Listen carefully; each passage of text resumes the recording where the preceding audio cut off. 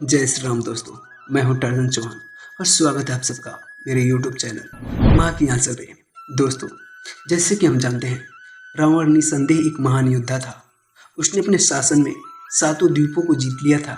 उसे ब्रह्मा का वरदान प्राप्त था। उसने देवताओं को परास्त किया था और नौ ग्रह उसके राजसभा की शोभा बढ़ाते थे। दोस्तों, उसका इतना अधिक बल ही वास्तव में उसका अभिमान और पतन का कारण बना।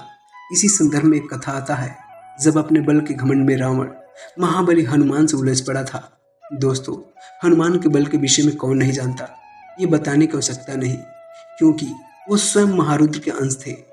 समस्त देवताओं का उन्हें वरदान प्राप्त था। ब्रह्मांड में कोई भी अस्त्र उन्हें कोई नुकसान नहीं पहुंचा सकता था। हनुमान और रावण दोनों महाबली थे, किंतु जहां हनुमान अपार बल के स्वामी होने के बाद भी सदैव विनम्र रहते थे, वही रावण सदैव अपने बल के घमंड में दूसरों का अहित ही करता रहता था। और इसी बल के अभिमान में उसने देवी सीता का हरण कर लिया और अपना सर्वनाश खुद ही तय कर लिया। दोस्तों, ग्रंथों के अनुसार लंका युद्ध के समय अपने बल के मद में चूर रावण ने हनुमान से ये शर्त लगाई कि दोनों में कौन अधिक शक्तिशाली है, अब इसका फैसला कैसे हो। तब रावण ने पुनः अभिमान में कहा कि रे बानर, संसार में ऐसा कोई दिव्यास्त्र नहीं है जिसका ज्ञान मुझे नहीं है, और उससे भी बढ़कर स्वयं परमपिता का महान अस्त्र ब्रह्मास्त्र मेरे पास है, जिसे मैं क्षण भर में तेरा वध कर सकता हूँ। किंतु अगर बात बल की हुई है तो बाहुबल की परीक्षा करनी ही उचित होगी। तब ये तय हुआ कि दोनों बारी बारी से एक दूसरे पर मुष्टि प्रहार करेंगे और जो उसे बिना किसी कष्ट के झेल लेगा वही अधिक बलशाली कहलाएगा। दोनों इस बात के लिए सहमत हो गए।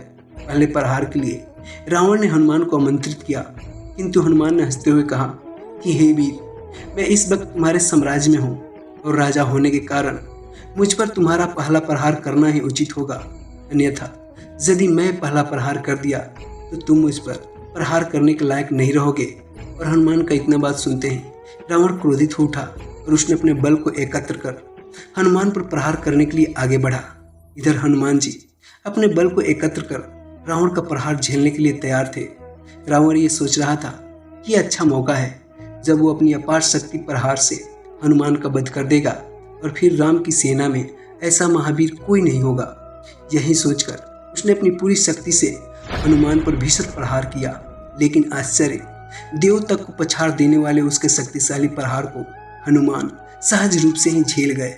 दोस्तों, इस प्रकरण की पुष्टि रामचरितमानस की ये चौपाई करती है, जिसमें लिखा है, जाम टेक कपि भूमि न गिरा, अर्थात रावण के प्रभाव से हनुमान जी घुटने टेक कर रह गए, वो पृथ्वी पर नहीं गिरे।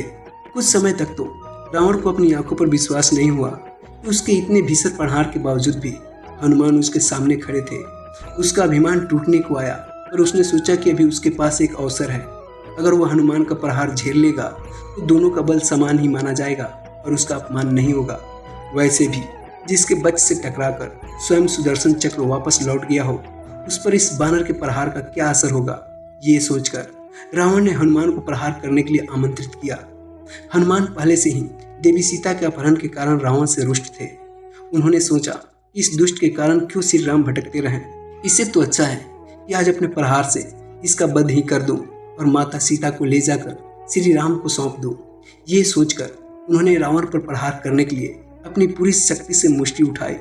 अब क्या हो, हनुमान की पूरी शक्ति से किए गए प्रहार से भला कौन बच सकता है। सभी देवताओं ने समझा कि बस आज रावण का अंत आ गया है।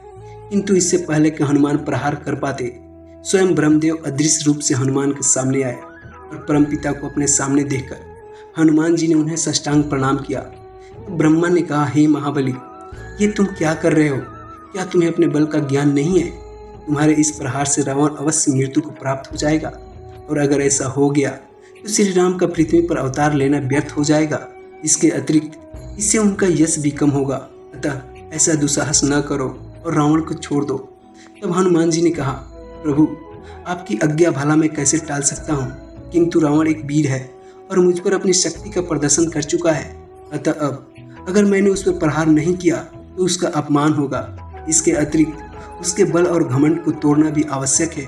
अतः आप चिंता न करें, मैं उस पर अपनी पूरी शक्ति से प्रहार नहीं करूंगा, केवल उसका अभिमान और घमंड को तोड़कर उसे छोड़ दूंगा। हनुमान द्वारा आश्वासन दिए जाने पर ब्रह्मदेव उन्हें आशीर्वाद देकर वहां से चले गए तब हनुमान ने केवल रावण का अभिमान तोड़ने के लिए अपने बल के 8वें अंश द्वारा ही उस पर प्रहार किया। हनुमान के 8वें अंश का प्रहार का प्रभाव भी ऐसा था कि रावण रक्त बमन करता हुआ कुछ समय के लिए मूर्छित हो गया। ऐसा बल देखकर रावण के मन में हनुमान के प्रति आश्चर्य का साथ साथ सम्मान भी उत्पन्न हुआ। दोस्तों, रामचरितमानस में गोस्वामी तुलसीदास जी लिखते हैं, मूर्छा गए बहुरी सो जागा, कपि बल विपुल सराहन लागा। अर्थात अहंकारी रावण कभी किसी का प्रशंसा नहीं करता था, लेकिन आज वो हनुमान की प्रशंसा करने लगा। उसने हनुमान की प्रशंसा करते हुए कहा, हे महाबली, तुम्हारे बल की जितनी भी प्रशंसा की जाए वो कम है। इसमें अब मुझे कोई आश्चर्य नहीं रहा कि कैसे तुमने अकेले ही लंका को जलाकर राख कर दिया। अगर तुम मेरे शत्रु के मित्र ना होते तो मैं तुमसे मित्रता करके मैं अपने आप को धन्य समझता। तुम निसंदेह बल में बाली और कर्तवीर अर्जुन से भी श्रेष्ठ हो। आज से विश्व तुम्हें अतुलित बलधाम के रूप में स्मरण करेगा। दोस्तों, अगर ये वीडियो आपको पसंद आई हो तो कमेंट में जय श्री राम अवश्य लिखें। मिलते हैं दूसरी वीडियो में, तब तक के लिए बाय दोस्तों।